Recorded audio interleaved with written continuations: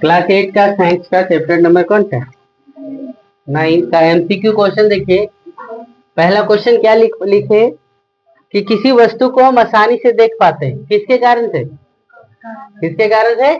प्रकाश के कारण से। फिर देखो, वे वस्तुएं जो प्रकाश उत्सर्जित करती है, वे वस्तुएं जो प्रकाश उत्सर्जित करती है क्या कहलाती है? प्रदीप्त वस्तु। जो प्रकाश उत्सर्जित करता है उसे क्या कहा गया? प्रदीप्त, है ना। फिर देखो आगे क्या लिखा हुआ है कि वे वस्तुएं जो प्रकाश उत्सर्जित नहीं करती है क्या कहलाती है? अप्रदीप्त वस्तु। फिर देखो, सूर्य, तारा, जलती हुई मोमबत्ती किस प्रकार की वस्तु है? तो प्रदीप्त वस्तु है ना। फिर देखो, चंद्रमा, ग्रह, पुस्तक, मानव, दर्पण, दीवार किस प्रकार की वस्तु है? अप्रदीप्त वस्तु है। छठा नंबर क्वेश्चन, वह प्रक्रिया जिसमें किसी वस्तु की सतह से टकराने वाली प्रकाश किरण वापस लौट जाती है क्या कहलाती है? मतलब को प्रकाश किरण कहीं से आया, परावर्तक सतह पर टकराया, टकरा करके क्या हो गया? वापस चला गया, तो क्या कहते हैं उसको? प्रकाश का परावर्तन। क्या कहते हैं? प्रकाश का परावर्तन। फिर 7वां नंबर देखो, किसी परावर्तक सतह से टकराने वाली प्रकाश किरण को क्या कहते हैं? किसी परावर्तक सतह से टकराने वाली प्रकाश किरण को क्या कहते हैं? यानी कहीं से निकला और निकल के कहां पे? कहां पर? परावर्तक सतह पर आकर के टकराया, तो टकराने वाली किरण को क्या कहा गया? आपतित किरण। क्या कहा गया?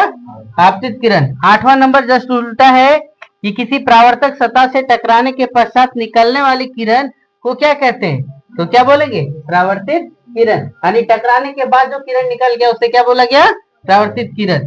फिर 9वां नंबर, प्रकाश की चाल कितनी है? ये सब क्वेश्चन इंपॉर्टेंट है।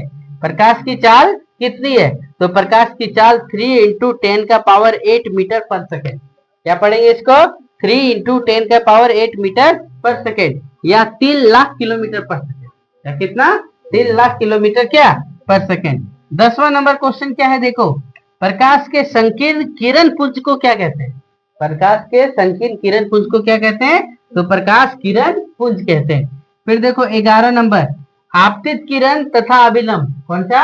आपतित किरण तथा अभिलंब के बीच बने कोण को क्या कहते हैं? तो आपतन कोण। क्या कहते हैं? आपतन कोण।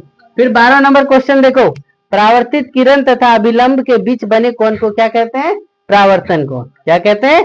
परावर्तन कोण। फिर 13 नंबर देखो, जिस सतह से परावर्तन होता है, जिस सतह से क्या होता है? परावर्तन होता है, उस सतह को क्या कहते हैं? परावर्तक सतह। क्या कहते हैं उसे? परावर्तक सतह। फिर 14 नंबर क्वेश्चन, आपतन कोण बराबर क्या होता है?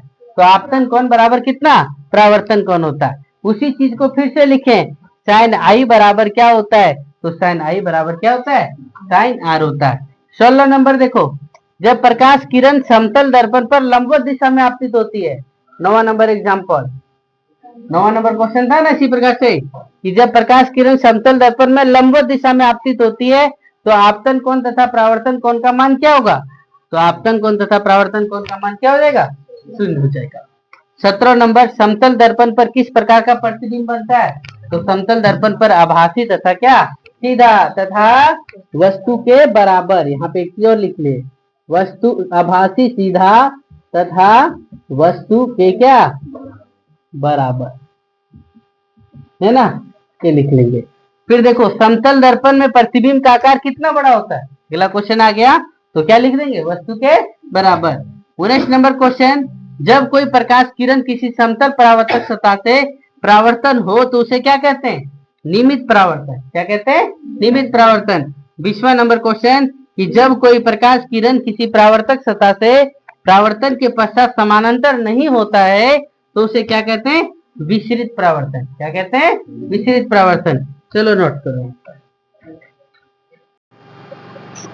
25 नंबर क्वेश्चन क्या लिखा है देखो, इस समतल दर्पण में किस प्रकार का उत्क्रमण होता है? पता है? समतल दर्पण में किस प्रकार का उत्क्रमण होता है? तो क्या बोलेंगे? पार्श्व उत्क्रमण। कौन सा? पार्श्व उत्क्रमण। 22वां नंबर क्या बोले देखो, ये बताएं कि जब कोई वस्तु को देखने के लिए जो हमारी दृष्टि रेखा पर नहीं स्थित होती है, चाहे ऊपर हो चाहे कहाँ पे नीचे हो, तो ऐसे वस्तु को देखने के लिए कौन सा यंत्र का प्रयोग करते हैं? तो पेरिस्कोप। कौन सा? पेरिस्कोप। फिर क्या लिखा 23 नंबर क्वेश्चन देखो बोर्ड पे, कि जब दो समतल दर्पण को किसी भी कोण पर झुका कर रखते हैं, जब दो समतल दर्पण को क्या किया जाता है? किसी कोण पर झुका कर रखते हैं, तो प्रतिबिंब की संख्या कितनी होगी? तो 360 बटे थीटा माइनस कितना 1 है ना। फिर 24 नंबर क्वेश्चन देखो, जब दो समतल दर्पण को 20 डिग्री कोण पर झुकाकर रखा गया, कितना डिग्री पर? 20 डिग्री के कोण पर झुकाकर रखा गया, तो बने प्रतिबिंबों की संख्या कितना होगा? तो 360 बटे थीटा माइनस कितना 1 यानी 360 बटे 20 माइनस कितना 1, तो भागा दिए तो 18 में से 1 चला जाएगा तो कितना बचेगा 17। फिर देखो 25 नंबर क्वेश्चन क्या बोला है कि सूर्य का प्रकाश कितने रंगों का मिश्रण है? तो सूर्य का प्रकाश कितने? 7 रंगों का मिश्रण है। 26 नंबर, श्वेत प्रकाश को किसी पारदर्शक माध्यम से गुजारने के पश्चात ये 7 रंगों में जब विभक्त हो जाता है तो इसे क्या कहते हैं? वर्ण विक्षेपण। क्या कहते हैं इसे? वर्ण विक्षेपण। 27 नंबर क्या है कि इंद्रधनुष किसका उदाहरण है? तो वर्ण विक्षेपण का। इंद्रधनुष किसका उदाहरण है? वर्ण विक्षेपण का। 28 नंबर, मानव नेत्र का आकार कैसा होता है? तो मानव नेत्र का आकार कैसा? गोलाकार। 29 नंबर, मानव नेत्र के पारदर्शी भाग को क्या कहते हैं? तो मानव नेत्र के पारदर्शी भाग को क्या कहते हैं? कॉर्निया। 30 नंबर, कॉर्निया के पीछे गहरी रंग की मांसपेशी है को क्या कहते हैं? तो कॉर्निया के पीछे जो गहरी रंग की मांसपेशी उसे क्या कहते हैं? परितारिका कहते हैं। परितारिका में एक छोटा सा द्वार होता है। परितारिका में क्या होता है? एक छोटा सा द्वार होता है, उसे क्या कहते हैं? तो पुतली। क्या कहते हैं? पुतली।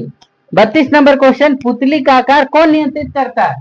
तो पुतली का आकार कौन नियंत्रित करता है? आइरिस करता है। 33 नंबर, जब किसी व्यक्ति का नेत्र लाल हो, जब किसी व्यक्ति का क्या हो? नेत्र लाल हो, तो किसके बारे में बात किया जाता है? तो आइरिस के बारे में। किसके बारे में? 34 नंबर, आंख में किस प्रकार का लेंस है? तो हम लोग के आंख में उत्तल लेंस लगा हुआ। कौन सा लेंस है? उत्तल। 35 नंबर देखो, प्रतिबिंब आंखों में कहां पर बनता है? तो प्रतिबिंब कहां पर बनता है? रेटिना पर बनता है। आंखों से मस्तिष्क तक जुड़े हुए कोशिका को क्या कहते हैं? आंख से मस्तिष्क तक जुड़े हुए कोशिका को क्या?